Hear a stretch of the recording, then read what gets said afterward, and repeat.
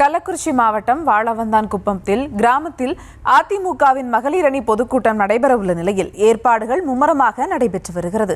பொதுக்கூட்டத்திற்கு வருகை தரவிருக்கும் அதிமுக பொதுச் செயலாளர் எடப்பாடி பழனிசாமியை வரவேற்கும் விதமாக சாலையின் இருபுறங்களிலும் கொடிகள் கட்டப்பட்டு வரவேற்பு பேனர்களும் வைக்கப்பட்டுள்ளன.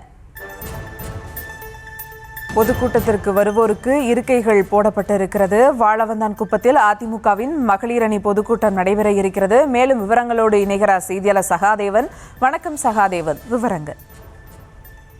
வணக்கம் சுபா. கள்ளக்குறிச்சி மாவட்டம் தியாகதுருகம் அருகே உள்ள வாழவந்தான்குப்பம் கிராமத்தில் நடைபெறும் அதிமுக மகளிர் அணி எழுச்சி பொதுக்கூட்டத்திற்கான ஏற்பாடுகள் பிரம்மாண்டமாக நடைபெற்று வருகிறது.